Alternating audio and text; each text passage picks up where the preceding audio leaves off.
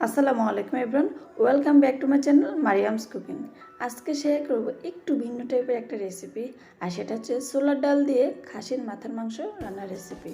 তো আমরা খাসির মাথার মাংস তো কয়েকভাবে খাই, ছোলার ডাল দিয়ে রান্না যদি কখনো না খেয়ে থাকি তাহলে অবশ্যই ট্রাই করবেন। আশা করছি সবার কাছে অনেক ভালো লাগবে। তো যারা আমার চ্যানেলে এখনও নতুন তারা চ্যানেলটিকে সাবস্ক্রাইব করে পাশে থাকা অনুরোধ রইল, আর যারা ফেসবুকে দেখছেন পেজটি ফলো করে রাখবেন। তাহলে চলুন মূল রেসিপিতে চলে যাই। তো আমি এখানে হাফ কাপ ছোলার ডাল ভিজিয়ে নিচ্ছি। তো ভিজানোর জন্য নিয়ে নিচ্ছি। আর ছোলার ডাল কিন্তু দুই ধরনের থাকে, একটা হচ্ছে ভাঙানো আর একটা হচ্ছে আস্ত।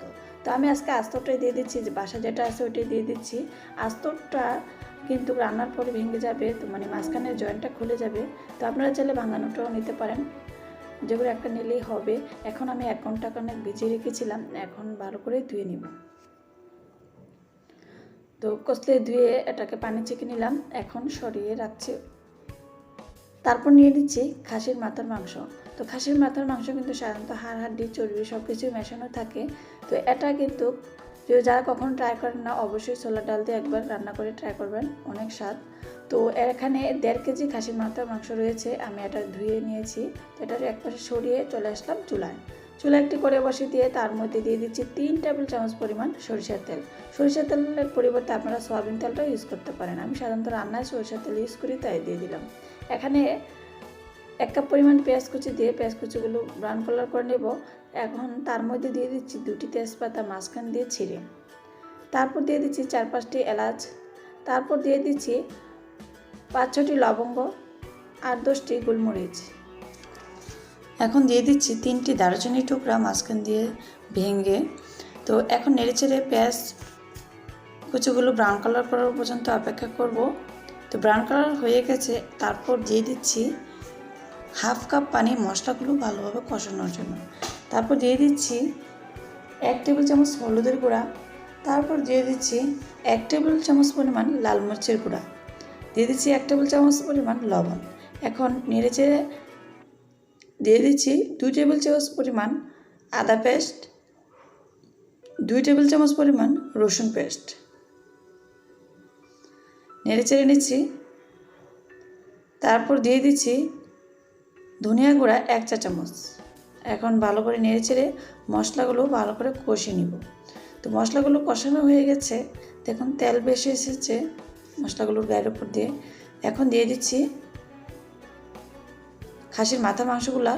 তো এখন নেড়েচেড়ে এগুলা ভালো করে কষিয়ে নিব। তো তার জন্য আমি এটা ঢাকনা দিয়ে ঢেকে দিলাম 1 মিনিটের মতো। তো ঢাকনাটি খুলে আবারও নেড়েচেড়ে নিচ্ছি। দেখুন অনেকগুলো পানি চলে এসেছে, আর এই পানি দিয়ে কিন্তু খাসির মাথা মাংসগুলো ভালো করে কষানো হয়ে যাবে। তো আমি ঢাকনাটি দিয়ে আবারও ভালো করে কষিয়ে নিচ্ছি, আর চুলার আঁচটি মিডিয়াম করে নিয়েছি। আস্তে আস্তে করে কষিয়ে নিলে আপনার খাসির মাথার মাংসগুলো সুন্দরভাবে কষানো হবে আর খেতেও মজা হবে। তো কষানো প্রায় হয়ে আসতেছে, এখন দিয়ে দিচ্ছি 1টি টমেটো কুচি, ছোটো সাইজের 1টি টমেটো কুচি দিয়ে দিচ্ছি।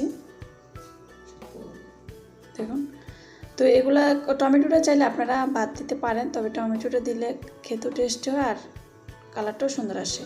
তো এখন দিয়ে দিচ্ছি গরম মশলার গুঁড়া 1 চা চামচ। তো এটা হচ্ছে আমি সব রকমের গরম মশলা ব্লেন্ডার করে গুঁড়া করে নিয়েছি। তো এখানে সব রকমের গরম মশলাই রয়েছে।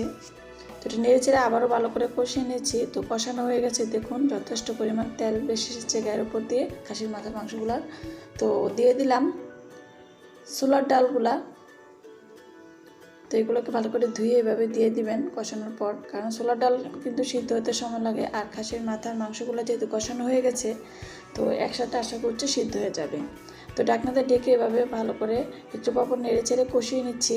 আর চুলার আঁচটি মিডিয়ামের চেয়ে একটু লো করে রেখেছি, যাতে করে আস্তে আস্তে ভালো করে কষানো হয়। তো কষানো হয়ে গেছে, এখন দিয়ে দিচ্ছি গরম পানি। তো আমি চুলার অন্য পাশে গরম পানি করে রেখেছিলাম, ওটার থেকে দিয়ে দিচ্ছি। আপনারা চাইলে ঠান্ডা পানিও দিতে পারেন। এখানে 1 লিটার পানি দিয়েছি, তো যতটুকু লাগবে সিদ্ধ হতে ততটুকু দিবেন। এ পর্যায়ে ঢাকনা দিয়ে ঢেকে অপেক্ষা করেছিলাম 4 থেকে 5 মিনিট। চুলার আঁচটি হাই ছিল। তো আমি নেড়েচেড়ে লবণ মরিচ সব কিছু ঠিক আছে কিনা চেক করে দিয়ে দিব। তো আমার কাছে মনে হচ্ছে একটু লবণ লাগবে, তাই আমি হাফ চা চামচ দিয়ে দিচ্ছি। তো এখন আবারও নেড়েচেড়ে ঢাকনা দিয়ে ঢেকে অপেক্ষা করব সম্পূর্ণ সিদ্ধ হওয়া পর্যন্ত। তো ফিরে আসবো সম্পূর্ণ সিদ্ধ হওয়ার পর চলে আসলাম সিদ্ধ হওয়ার পর। তো নেড়ে চেড়ে নিচ্ছি, দেখুন কত সুন্দর হয়েছে কালারটা। তো এখানে একটা টিপস হচ্ছে, আপনারা এই বুটের ডাল বা ছোলার ডাল যাই দিবেন, এটা অতিরিক্ত যাতে গলে না যায় সেদিকে খেয়াল রাখবেন, এতে করে আপনার কালারটা তখন নষ্ট হয়ে যাবে। তো মোটামুটি সিদ্ধ হওয়ার পরেই আপনারা এটাকে রান্নাটা কমপ্লিট করবেন। তো আমি আস্ত কাঁচামরিচ দিয়ে দিলাম 7-8টি, আর দিয়ে দিলাম ভাজা জিরা গুঁড়া, এতে করে সুন্দর একটি ফ্লেভার আসবে। নেড়ে চেড়ে নিচ্ছি। তো দেখুন আমার রান্না কিন্তু হয়ে গেছে, কত সহজে রান্নাটি করে ফেলাম। দেখে নিশ্চয়ই বুঝতে পারছেন, আশা করছি সবাই পারবেন, একবার হলে ট্রাই করবেন। এখন এই যে ভাজা জিরা গুঁড়া আর কাঁচামরিচের ফ্লেভারটা যাতে সুন্দরভাবে আসে, তাই আমি চুলাটি বন্ধ করে ঢাকনাতে ডেকে অপেক্ষা করব 2 থেকে 3 মিনিট। তো চুলাটি বন্ধ করে দিলাম, এখন ঢাকনাতে ডেকে অপেক্ষা করছি 2 থেকে 3 মিনিট। 2 থেকে 3 মিনিট পর চলে আসলাম, দেখুন কত সুন্দর হয়েছে কালারটা। আশা করছি এই রেসিপিটি সবার কাছে অনেক ভালো লাগবে। ভালো লাগলে অবশ্যই লাইক কমেন্ট শেয়ার করবেন, আর অবশ্যই বাসা ট্রাই করবেন। একটু মাঝে মাঝে ব্যতিক্রমধর্মী রান্না করতে আসলেই অনেক ভালো লাগে, আর খেতেও কিন্তু অনেক ভালো লাগে। তবে এই ছোলার ডালটা যেহেতু গলে না যায় সেদিকে খেয়াল রাখবেন, গলে গেলে আপনার কালারটা এত সুন্দর আসবে না, তখন একটু সাদা সাদা হয়ে যাবে। আমি পরিবেশন করে নিলাম, দেখুন কত সুন্দর হয়েছে, অনেক লোভনীয় হয়েছে। তো টমেটো না থাকলে টমেটো একটু সস দিয়ে দেবেন, এতেই করে কালারটা সুন্দর আসবে। অবশ্যই লাইক কমেন্ট শেয়ার করবেন, আর চ্যানেলটিকে সাবস্ক্রাইব করবেন, ফেসবুক পেজটি ফলো করবেন। সব ভালো থাকবেন, সুস্থ থাকবেন, আল্লাহ হাফেজ।